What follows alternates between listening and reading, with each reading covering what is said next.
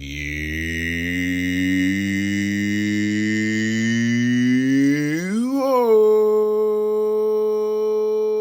Orns.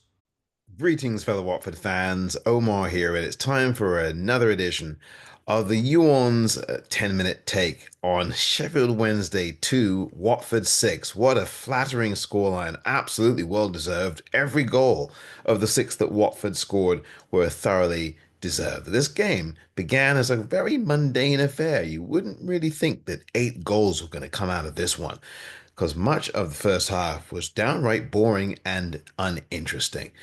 And it wasn't until just about the half-hour mark that Watford got on the board in this game. Ryan Porteous, his first goal of the season, give Watford that 1-0 lead, but that lead would be short-lived because just 5 minutes later, it was a sloppy defensive error that got Watford into trouble, and they paid the price for it as Sheffield Wednesday leveled things up at one apiece. And that's how it stayed at halftime. And then into the second half, a most completely different story unfolded as Watford would now then score the next 3 goals without reply, well, 3 goals in succession, to give themselves a very comfortable 4-1 lead. And in the course of that amazing 3 goal spell, there were 2 different penalty takers. One of them was Tom Ince, who, we wondered, what on earth is he doing taking penalties? Isn't Kayembe on the pitch?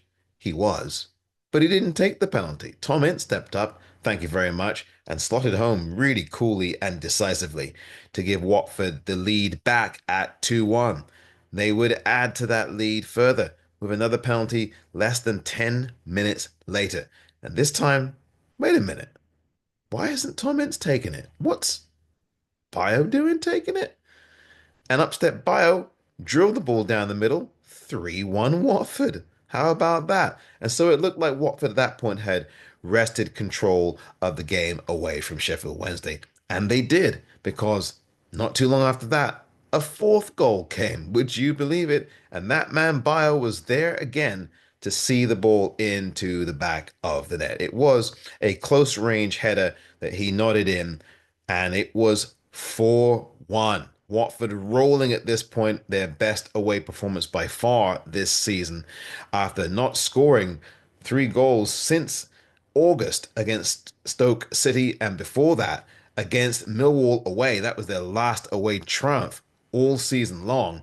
Watford really came alive because Bayo, it turned out, would score 2 more goals in this one. His hat trick, sublime. The hat trick goal was absolutely brilliant, the best of the 4. He scored with a delightful chip over the goalkeeper. It was perfectly weighted, and that made it, would you believe, a 5-goal lead. I mean, it was unbelievable. By the way, Sheffield United had pulled things back to 4-2. I shouldn't forget that. Another sloppy defensive mistake. But Bayo's perfectly weighted chip for the hat trick really put this one beyond reach at 5-2. And then Bayo struck again, this time with a really close range roofer, smashing it into the top of the roof of the net to give Watford an undisputed 6-2 lead and make Vakun Bayo the undisputed man of the match, the Yorns man of the match. Vakun Bayo, he had not played like this at all at any point during his Watford career, had only scored 1 goal to his name the entire season thus far before today. And he scored 4 times as many goals as he had during the entirety of this season thus far. But Vakun Bayo now finds himself sharing the Watford lead in goal scoring with Kayembe with 5, and maybe even Tom Ince as well, who scored from the penalty spot, as I said earlier. Heroes abound for Watford. Yes, obviously Bayo was the man of the match, and you wonder where this was in his locker, because we always know how great a player he is in terms of doing all the things around the field to help his teammates out. He works, he grabs, he does everything right, except put the ball in the back of the net. But today, he couldn't miss, even if he tried to. That's how good Bayo was today. He also had a sublime curler, a volley that just went past the post. Bayo could have had 6 today. He could really have had that half a dozen. And Tom Cleverley decided to pull him off with a game coming up on Tuesday. But heroes abound for Watford today. Duomo was terrific in midfield. Pierre Duomo, take a bow. You were fantastic in your Watford Championship debut. There was also great stuff from Barr. And you kind of unfortunate, you kind of feel sad for Barr that he didn't get a goal amongst these 6. He was really good again today. Georgie had signs of life, was quite good himself. And also also Ryan Porteous gave a spirited performance in the defensive ranks. This was one of those performances that you won't forget. Watford have not had an individual score 4 goals before today. Since 2015, Odion Igalo scored 4 goals in the second half against Blackpool. That was back in 2015, as I said, at the Vic, when Watford were down at half time 2-0, only to score 7 goals in the second half, 4 of them going to Odion Igalo. And this game was very similar to that. Watford never trailed, but they did score, would you believe, 5 of the 6 goals in the second half. This was the biggest away win that Watford have had since the 5-1 win at Preston last season. And look, Bayo put on a very special individual performance today. As I said, he becomes the first Watford player since Odion Igalo 9 years ago to score 4 goals in one game. And again, all 4 of Bayo's goals came in succession. Don't forget, it was Ince and before him, Porteous with the first 2, and then Bayo scored all 4 of his in a row in succession.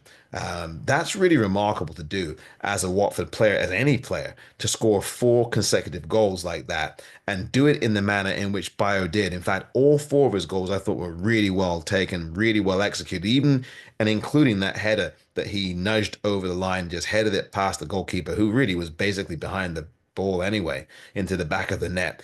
And that really was another of the great goals that he scored today. Bayo, man of the match, undisputed, of course, as I've said. And Watford now have something to really bring forward into the game against Swansea on Tuesday night in South Wales. And listen, this rebirth from Bayo in the goal scoring charts really began last weekend against Blackburn at the Vic, where he didn't score but made an incredible impact off the bench. And a lot of Watford fans sat up and took notice after that game just how good Bayo really looked really electric after being sat for one of the games previously. But that game last week might have been the springboard for him, because in this game today, he was absolutely on fire. And a special Watford performance with a special player who can get it done across the field. And even though he hasn't scored many goals today, he more than made up for it. This has been the You Orns 10-minute take.